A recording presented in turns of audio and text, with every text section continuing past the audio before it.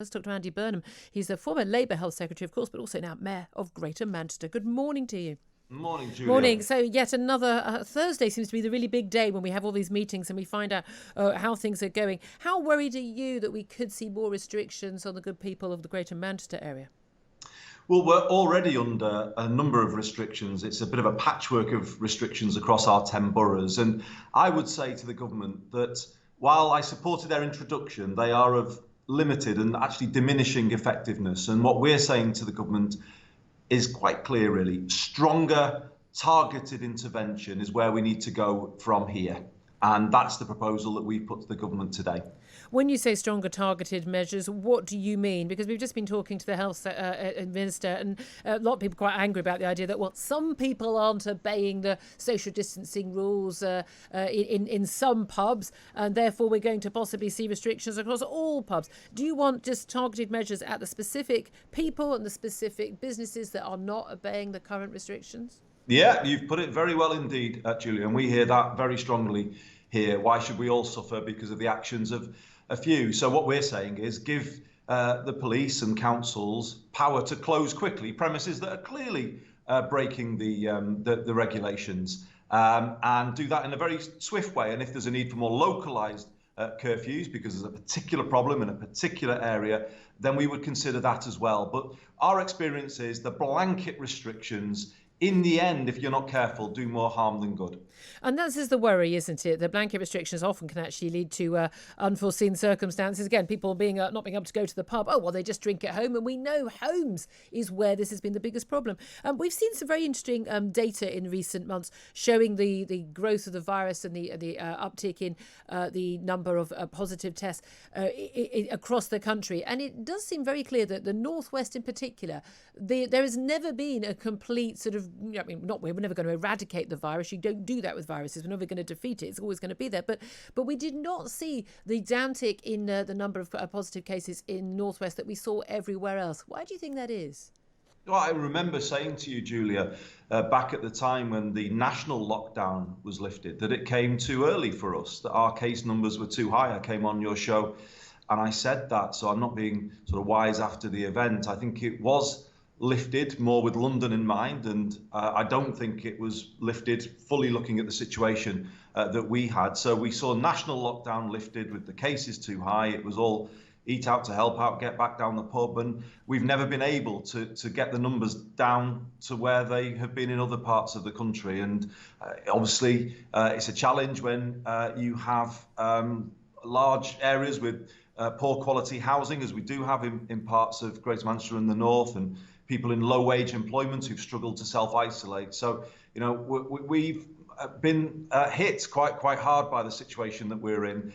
And we're working now very hard to put forward positive proposals to the government to get out of it. And as I said before, what we're saying is stronger targeted intervention alongside the local action on pubs and restaurants, etc. We're also offering now the support of our police force and fire service to do the contact tracing that's not being done by the national system. And that's another positive offer we've made to the government today. Let's get in the business of coming together to form solutions that we can all get behind. And I've certainly approached my conversations with the government in that spirit this week. Yeah, I have to say that is something I do think people should give you credit for. It's not just been opportunities for government bashing, even when sometimes, let's be honest, they have deserved it on certain issues. In terms of people getting tests in your local area, have people been reporting particular issues getting tested in an area which, of course, has seen that high demand for testing because of people more likely to know someone who's got the virus at the current time? Has that been a big issue, not just accessing a test that you can actually get to, it's not in Aberdeen, miles and miles away from where people live in Manchester, and also getting the results back quick enough?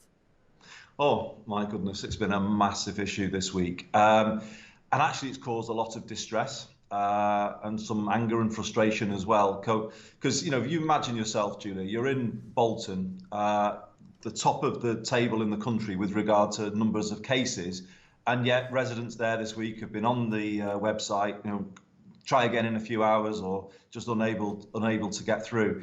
That clearly can't be right, can it? And you can imagine how frightened actually some people feel about that.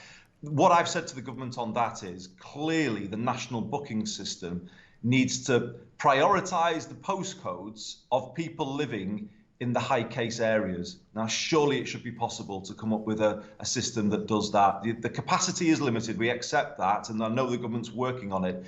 But even in those circumstances, make available the capacity to the places with the highest need. Okay. And it doesn't seem that the national booking system does that, and that's why we've been very frustrated by what's happened this week. Just finally, there's talk, I say, not just of curfews, possibly even a second lockdown. People are facing, Christmas being ruined. We're told if we all do the right thing, everything will be fine. We know we can't defeat a virus. You can't do that. This virus is going to be with us forever. On whatever basis, we're going to have to learn to live with this virus at some point. What would you feel about a second lockdown? Could Greater Manchester cope with that economically, socially, and else every other way? Well, honestly, I just don't think it's good enough for the government not to fix the test, trace and isolate system, not do what it should do in what would be the more preventative space, and then just hit people with the default option of lockdowns. That's too easy. And it does a lot of damage to our economy. We were talking before about pubs closing as though that's just a kind of an easy solution. Well, it isn't actually, because that happened in Bolton last week. The government decided that pubs there needed to close. There was no furlough scheme for the staff. So, what happens to them? They've been without pay now, many of them, for the last 7 days. So, if there are to be any blanket restrictions, lockdown restrictions, businesses not allowed to open, it has to come with a local furlough scheme. Or you know what, Julia? You may as well just say that levelling up is over, because you will cause such damage to the north this year if you impose lockdowns without support for people that the north will be shattered coming out of this, and the levelling up will be a distant pipe dream. Okay, thank you always to talk to you, and former Labour Health Secretary Andy Burnham, now Mayor of Greater Manchester, of course.